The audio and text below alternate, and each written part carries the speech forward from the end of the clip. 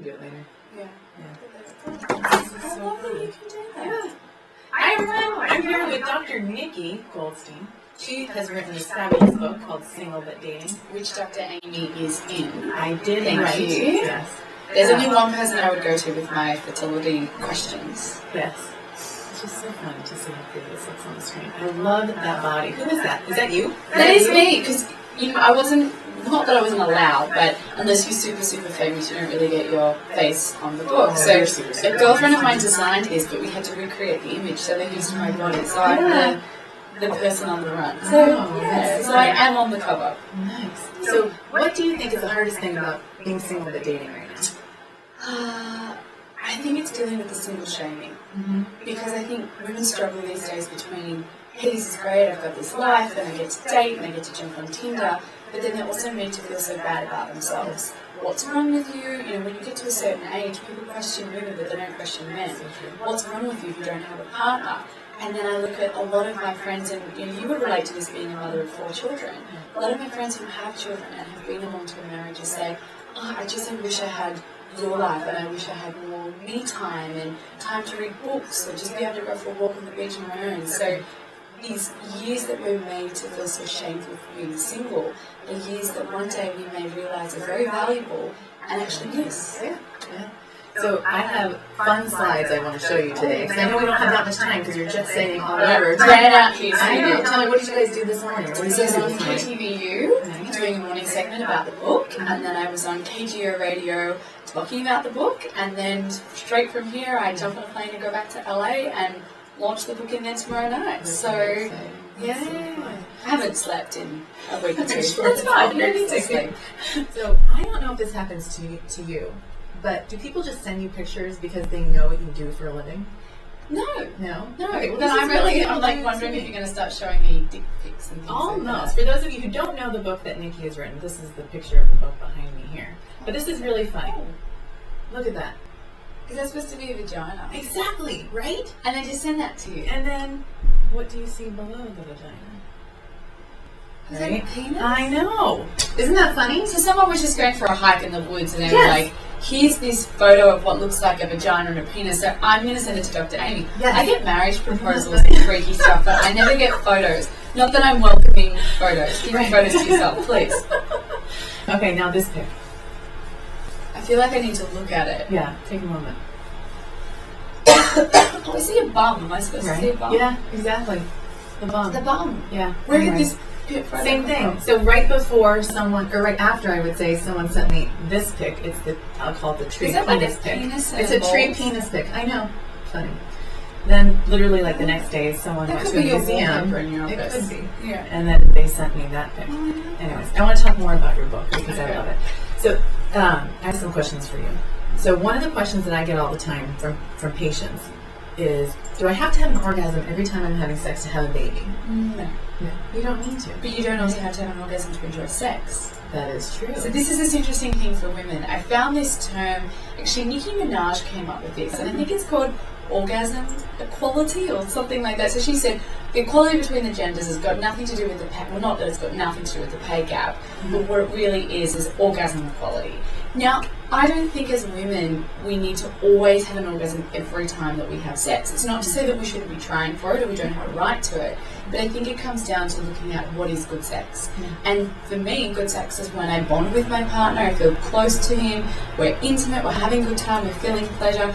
Sometimes you might not have time for an orgasm, but you have time for sex. Or sometimes it might be a bit of a struggle that night when we put so much pressure on ourselves to have an orgasm, then it actually takes away from the pleasure and the intimacy and the connection. So still make sure that you can have one and still make sure that you have a generous partner who wants to give them to you or help you experience them, but don't put that pressure on yourself that you always have to be having an orgasm, because that'll get you stuck in your head.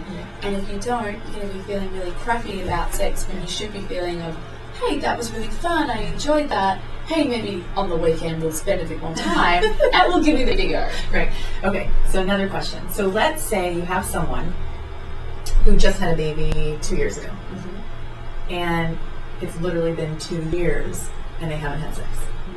So what do you say to them? Like, how do you get them to like even think about being intimate? What do you recommend to I'd say start patients like that? small, because I do find a lot of my friends that have children, and it's that big thing of we want to get back there, but things might have changed, body confidence, all these different issues. And I think the other issue is the time. The longer that you go without having sex can be harder then to go back to having sex.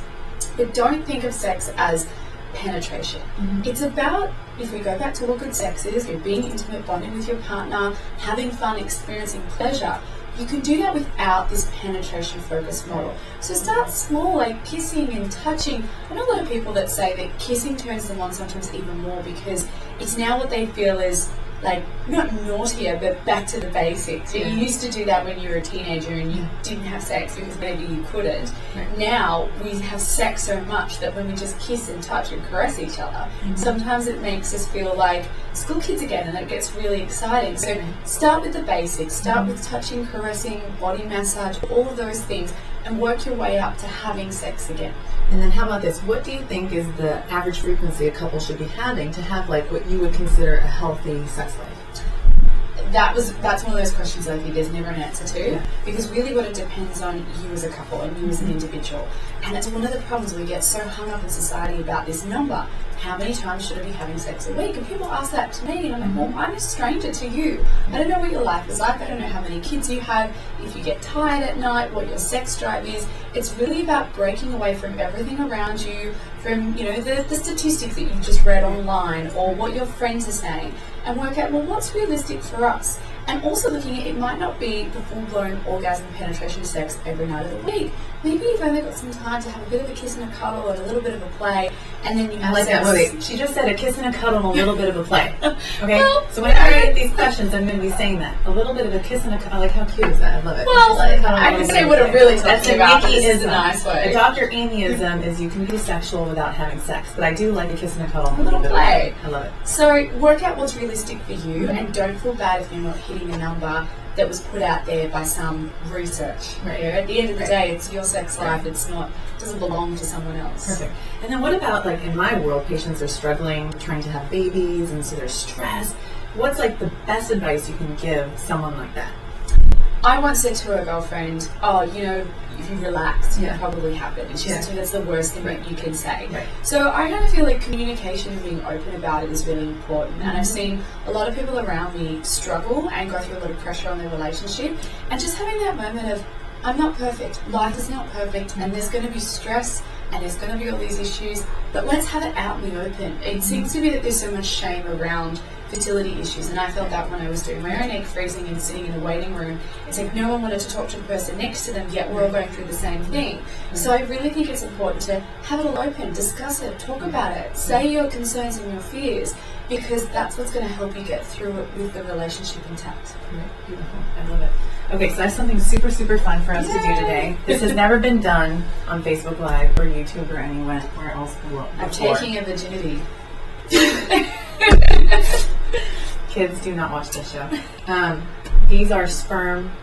What are they? Bean bags. Oh! Aren't they cute? Super cute. So I think this one has cute. bad morphology, though. Yes. Super cute. Okay. I know. And then here we have Bob and Larry. Oh no, this is a girl. Bobette and Larry. Bobette and Larry.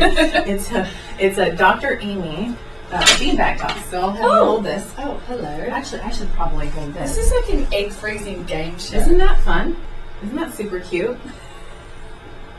Yeah, super cute. I know. So someone made this for me. I love with the matching sperm. This is fantastic. So I thought you could throw sperm at me, but now I'm thinking about that more, and I don't know how classy that would be. Oh, it's a beanbag. Let's go for it. Okay. I'll stand. You just throw it at me. I'll be over here. So I don't have to put my vagina down. Is this the vaginal canal? This represents the vaginal canal. Yes. And like this is the my vulva. head is the. Well, it could actually be like this, right? Yeah. All right. Put it like that. These are eggs. Right here. Be classy. Okay. You're standing and I'm throwing. Here, I'll do it. Wait. I want to see if I can get you pregnant. Ready? Let's see. Ready? Set. Go. Oh! I got you pregnant. 5th child on the way. Should we try for 6th child? Do 6th child. Oh! Yes. 5 is enough for you. Good job. 5 is enough for you. Oh, I like these. I love it. Thank you to whoever made these. Thank you, Dr. Aimee. I love it. I love it. Well, Nikki, I don't want to take too much of your time. I know you have to go. I know. We love having you. I need to come back to San You have to come back to San Francisco. longer. We'll make this more official. And play with everyone. And we'll have reproductive stuff. system. Yes, I'm sure I'll have Sex advice, I'll dating have advice. all of those things. And I'll give the egg freezing advice if anybody wants it, but you could do that too. Okay, well, everyone, be sure to get her book, Single But Dating. It's a super fun book with lots of great advice. You can get it on Amazon.com. Just put in Single But Dating, and it's right there. And I wrote the section on egg freezing.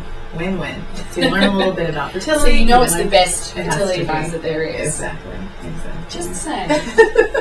Well, have a great day, and we'll see you tonight for our 5 p.m. show.